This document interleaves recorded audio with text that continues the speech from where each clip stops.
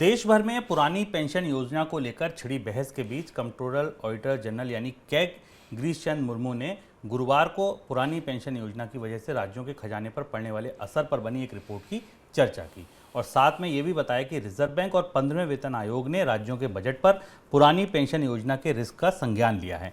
CAG ने बताया कि उनकी रिपोर्ट में उस रिस्क के बारे में बताया गया है जो कमिटेड खर्च बढ़ने की वजह से राज्यों के बजट पर पड़ेगा। सर, कैग को क्या खतरा लग रहा है? अगर मान लीजिए कैग को क्या लग रहा है कि पुरानी पेंशन आ गई तो क्या हो जाएगा बजटों में? कैग का खतरा या कैग की चिंता वही है जो पिछले कई सालों से भारत में चिंता है कि भारत की राज्य सरकारें क्या अपने कर्मचारियों को पुरानी पेंशन योजना में ले जाने का बोझ उठा पाएंगी।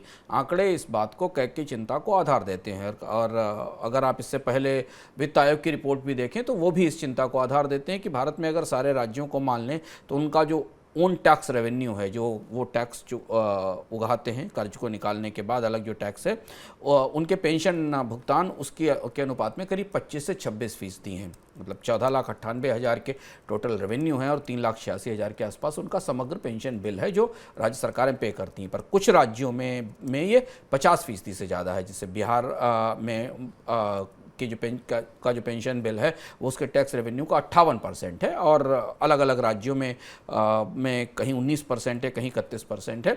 लेकिन ज़्यादातर राज्यों में सरकारों के जो अपने टैक्स रेवेन्यूज़ हैं उनकी तुलना में 10-15 से लेकर और 50% तक का हिस्सा पेंशन भुगतानों पर जाता है। और ये फंड कैसे किया जाएगा, ये बड़ी चुनौती है, पहली चीज़। दूसरी चीज़ ये है कि पूरे देश की राज्य सरकारें एनपीएस पर, नई पेंशन स्कीम पर सहमत हो चुकी हैं और अब इससे बाहर निकलने के बाद जो पुरानी और नई पेंशन स्कीम को एक साथ चला पाना केंद्र सरकार के लिए बड़ी चुनौती होने वाली है। और तीसरी और महत्वपूर्ण बात यह है कि कैग का और फिनांस कमीशन का ये कहना था कि या तो राज्य सरकारें अतिरिक्त संसाधन जुटाने की कोशिश करें और टैक्स बढ़ाएं, रेवेन्यू बढ़ाएं, नहीं तो उन्हें डेडिकेटेड पेंशन पे या पुरानी पेंशन स्कीम पर जाने के बाद राज्य सरकारों को बड़े पैमाने पर कर्ज लेने पड़ेंगे। सर, राज्य सरकारें इसकी ओर जाना क्यों चाहती हैं? क्या ऐसी वजह है? क्या केवल राजनीतिक वजह है या कोई और वजह भी है? राजनीतिक वजह तो हमारे सामने हम देख रहे हैं क्योंकि कर्मचारियों का दबाव है। कुछ राज्य सरकारों ने इसकी तरफ घोषणा भी कर ली है। तात्कालिक तौर पर राज्य सरकारों को इससे एक लाभ होता दिखता है शुभम, जो शायद हमारे लिए समझना ज़रूरी है। राज्य सरकारों को तात्कालिक तौर पर इससे एक लाभ होता है, दिख रहा है कि उन्हें तुरंत अपने पेमेंट्स नहीं करने पड़ेंगे पेंशन के तौर पर अभी, क्योंकि ये डिफाइंड पेंशन है और रिटायरमेंट के बाद इनके पैसे देने पड़ेंगे।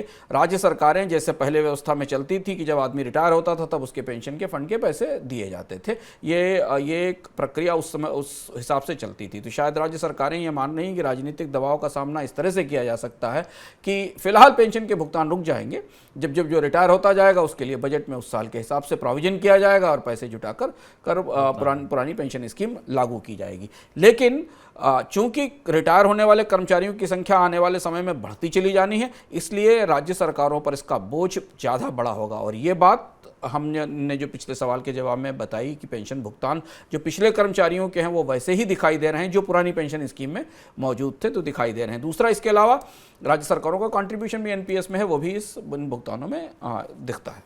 सर, अब जो सबसे बड़ा पेच है जो अभी जो समझ में आ रहा है वो ये आ रहा है कि जो पैसा एनपीएस के लिए जमा हुआ है उसमें राज्यों ने भी डाला है, कर्मचारियों ने भी डाला है। राज्य वो पैसा वापस मांग रहे हैं, वो पैसा कैसे वापस मिलेगा? ये बहुत जटिल है क्योंकि पूरे कानून में इस तरीके की व्यवस्था नहीं थी कि पैसा वापस किया जाएगा, क्योंकि एनपीएस से बाहर निकलने का कोई दरवाजा नहीं बनाया गया था। पुरानी पेंशन स्कीम को लाने की कोई व्यवस्था नहीं बनाई गई थी। राज्य सरकारें केंद्र से कह रही हैं कि जो पैसा जमा है उसे वापस किया जाए, पर वो पैसा केंद्र की किटी में या कंसोलिडेटेड फंड ऑफ इंडिया का हिस्सा तो नहीं है, क्योंकि वो पैसा पेंशन फंड के जरिए बाजारों में निवेश हो चुका है और उसी के जरिए रिटर्न आ रहा है। अब अगर केंद्र सरकार इसका कोई मैकेनिज्म डेवलप नहीं करती है तो ये केंद्र और राज्यों के बीच टकराव की नई वजह बनेगा। ये तो स्पष्ट है कि कुछ राज्य पुरानी पेंशन योजना की तरफ जाएंगे और वो तय कर चुके हैं और उन्होंने लागू भी कर दिया है। तो ये पैसा उन कर्मचारियों को कैसे मिलेगा? नंबर एक, जिनका था वो अगर पुरानी पेंशन को अडॉप्ट करते हैं तो उनको ये पैसा कैसे भुगतान किया जाएगा? इसका एक मैकेनिज्म, इसकी एक व्यवस्था बनानी होगी। राज्य सरकारों को ये पैसा दिया जाए कि नहीं दिया जाए, इस पर शायद केंद्र और राज्य सरकारें मिलकर खींचतान होंगी और बात करेंगी, क्योंकि केंद्र सर। और इसके बाद एक और महत्वपूर्ण सवाल है, जिस सवाल का जवाब अभी किसी के पास नहीं, कि पुरानी पेंशन योजना लागू करने का पिछले भुगतानों का क्या होगा, उन्हें कैसे एडजस्ट किया जाएगा, क्या उन्हें एक मुश्त दिया जाएगा? काफ़ी जटिल परिस्थिति है। लेकिन इस सारी व्यवस्था के बीच जो सबसे बड़ा सवाल हमारे दिमाग में है कि भारत में सरकारी और केंद्रीय कर्मचारियों की संख्या बहुत छोटी है। भारत का पूरा सिस्टम, भारत की पूरी वित्तीय व्यवस्था, इतने सारे टैक्सेस के बाद, इतने सारे कर्ज के बाद, इन कर्मचारियों के लिए भी डिफाइंड बेनिफिट के तौर पर अच्छी पेंशन स्कीम नहीं ला पाती, चला नहीं पाती हैं। तो उन लोगों का क्या होगा, उन असंगठित क्षेत्र के कर्मचारियों का, उन बाकी लोगों का क्या होगा जिनके पास कोई सोशल सिक्योरिटी नहीं, कोई सामाजिक सुरक्षा नहीं, उनके लिए पेंशन स्कीम कैसे तैयार हो पाएगी। हमारी सारी पेंशन की बहसें सिर्फ सरकारी कर्मचारियों के पेंशन तक सीमित रहती हैं। एक बहुत बड़ा हिस्सा भारत में एजिंग की तरफ बढ़ रहा है, उसके पास भविष्य की कोई सुरक्षा नहीं। तो हम फिर ये बात महत्वपूर्ण है कि केंद्र और राज्य सरकारें एक साथ बैठें और एक कंप्लीट कंप्रेहेंसिव पेंशन रिफॉर्म की बात करें। भारत में पेंशन फंड रेगुलेटर है और हम ये देखें कि भारत के अधिकांश लोगों के पास पेंशन की सुरक्षा हो, चाहे वो सरकारी कर्मचारी हो या निजी कर्मचारी हो या इवन असंगठित क्षेत्र के इनफॉर्मल सेक्टर के वर्कर भी, उनके पास भी पेंशन की सुरक्षा होनी चाहिए।